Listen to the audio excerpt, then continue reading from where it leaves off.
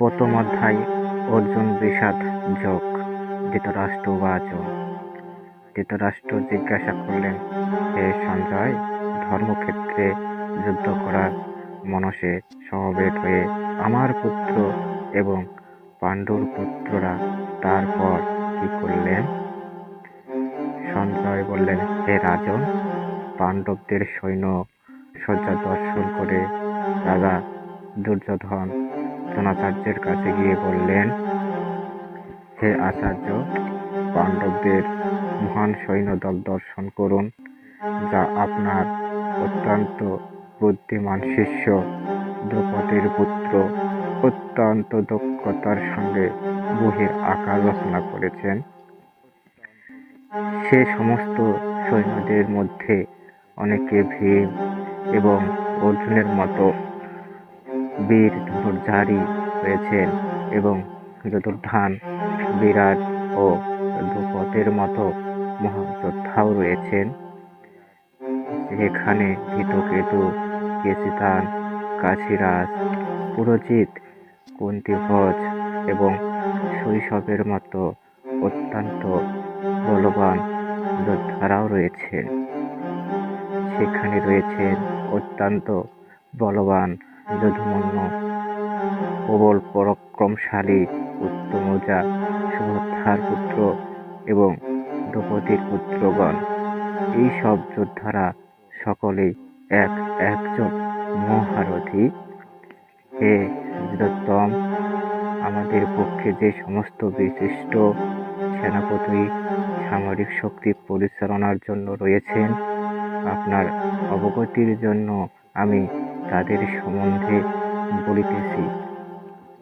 সেখানে রয়েছেন আপনার মতোই ব্যক্তিত্ব সম্পন্ন ভীষ্মকর্ণ, কৃপ, অশ্বত্থামা, বিকর্ণ এবং হেমদত্তের পুত্র হরিশ্রবা, যারা সর্বক্ষেত্রে সর্বদা সংগ্রামে বিজয়ী হয়ে থাকেন। এছাড়া আরও বহু নায়ক রয়েছেন, যারা আপনার জন্য তাদের জীবন ত্যাগ করতেও প্রস্তুত।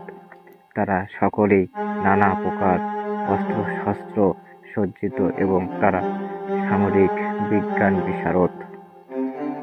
আমাদের সৈন্যদল অপরিমিতি এবং আমরা পিতামহ ভীষ্মের দ্বারা পরিপূর্ণরূপে সুরক্ষিত, কিন্তু ভীষ্মের দ্বারা সতর্কভাবে সুরক্ষিত পাণ্ডবদের শক্তি সীমিত। এখন আপনারা সকলে নিজ নিজ গুরুত্বপূর্ণ স্থানে সমর সেনাসজ্জায় স্থিত হয়ে পিতামহ ভীষ্মকে পূর্ণ সাহায্য করুন। তখন কুরুবংশের বৃদ্ধ পিতামহ ভীষ্ম যুদ্ধধনের হর্ষ উৎপাদনের জন্য সিংহের গর্জনের মতো অতি উচ্চনাদ তার শঙ্খ বাজালেন। তারপর শঙ্খ, ভেরী, পল্লব, অনক, ঢাক এবং গোমুখ সিংহাসমূহ হঠাৎ এক ক্ষেত্রে ধ্বনিত হয়ে এক তুমুল শব্দের সৃষ্টি হল। অন্যদিকে সে অশ্বসমূহযুক্ত এক দিব্য রথে স্থিত শ্রীকৃষ্ণ এবং অর্জুন উভয়ে তাদের দিব্য শঙ্খ বাজালেন। তখন শ্রীকৃষ্ণ পঞ্চজন্য নামক তার শঙ্খ বাজালেন এবং অর্জুন বাজালেন তার দেবদত্তক নামক শঙ্খ এবং বিপুল ভজনপ্রিয় ভীমকর্মা সেন বাজালেন পাণ্ডু নামক তার ভয়ঙ্কর শঙ্খ। কুন্তী পুত্র মহারাজ যুধিষ্ঠির অনন্ত বিজয় নামক শঙ্খ বাজালেন।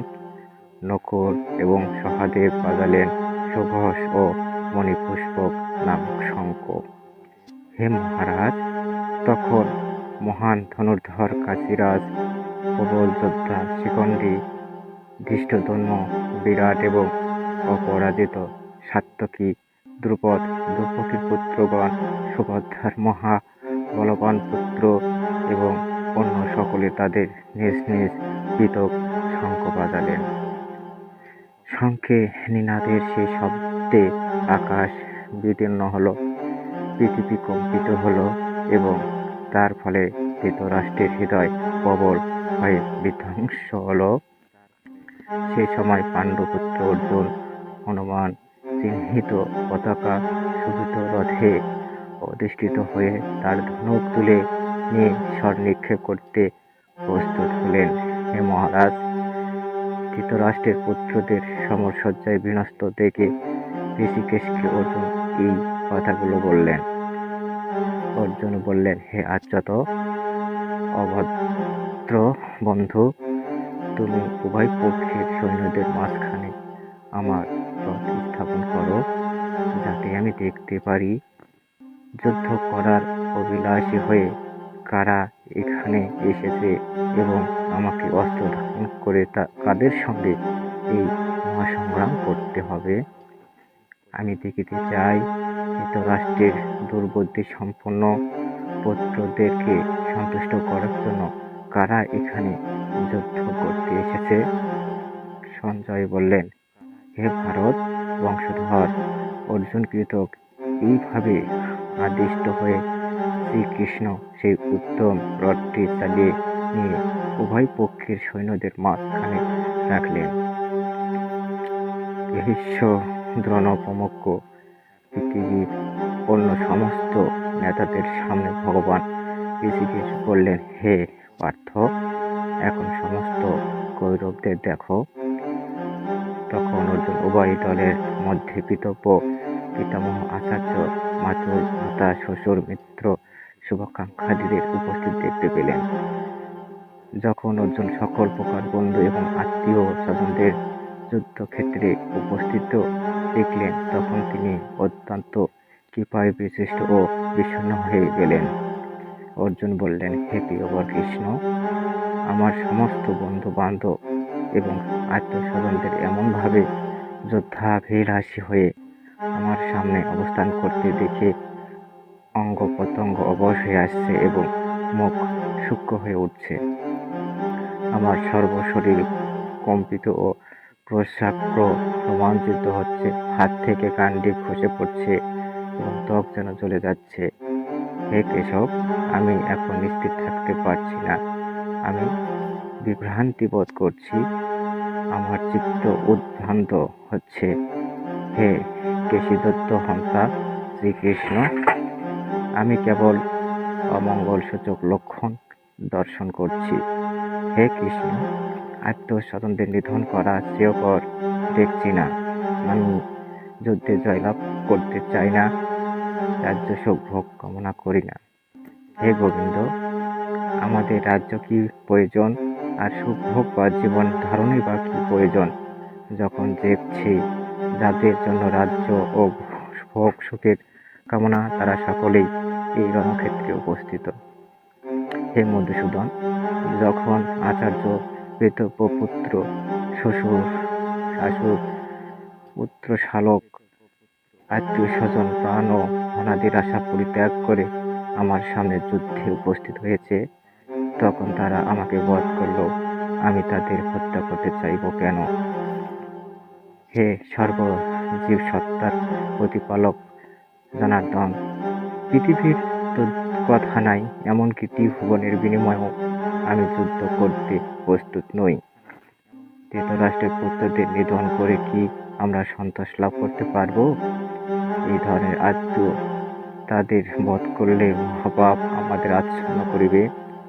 সুতরাং ধৃতরাষ্ট্রের পুত্রদের সংহার করা আমাদের উচিত হবে না। হে শ্রীকৃষ্ণ, লক্ষ্মীপতি মাধব, আত্মীয় স্বজনদের হত্যা করে কি লাভ হবে এবং তা থেকে কেমন করে আমরা সুখী হব? হে জনার্দন, যদিও এরা রাজ্য লাভের অভিভূত হয়ে কুলক্ষয় জনিত দোষ ও মিত্র নিমিত্ত পাপ লক্ষ্য করছে না, কিন্তু আমরা কুলক্ষয় জনিত দোষ লক্ষ্য করেও এই পাপ কাজে কেন প্রবৃত্ত হব? কুলক্ষয় হলে সনাতন কুলধর্ম বিনষ্ট হবে এবং তা হলে সমগ্র বংশ অধর্মে অভিভূত হবে। হে কৃষ্ণ, অধর্মের দ্বারা অধিভূত হলে কুলবধূগণ ব্যভিচারে প্রবৃত্ত হয় এবং কুল স্ত্রীগণ অসচ্চিত্রা হইলে অবাঞ্ছিত প্রজাতি উৎপাদন করে। অবাঞ্ছিত বর্ণ সংকর সন্তান উৎপাদন বৃদ্ধি হলে কুলঘাতকেরা নরকগামী হয়। সেই কুলের পিণ্ডদান ও তর্পণ প্রক্রিয়া লোপ পাওয়ার ফলে তাদের পিতৃপুরুষেরাও নরকে অধঃপতিত হয়। যারা বংশের ঐতিহ্য নষ্ট করে এবং তার ফলে অবাঞ্ছিত সন্তানাদি সৃষ্টি করে, তাদের কুকর্মজনিত দোষের ফলে সর্বপ্রকার জাত উন্নয়ন প্রকল্প এবং বংশের কল্যাণ ধর্ম উচ্ছন্নে যাবে। ফলে সনাতন জাতি ধর্ম ও কুলধর্ম নষ্ট হবে।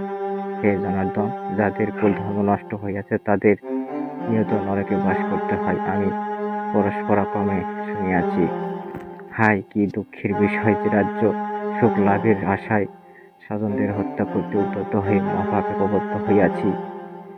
প্রতিরোধরহিত ও নিরস্ত্র অবস্থায় আমাকে যদি অস্ত্রধারী ধৃতরাষ্ট্রের পুত্ররাও যুদ্ধে বধ করে, তাহা হইলে আমার অধিকতর মঙ্গলই হবে।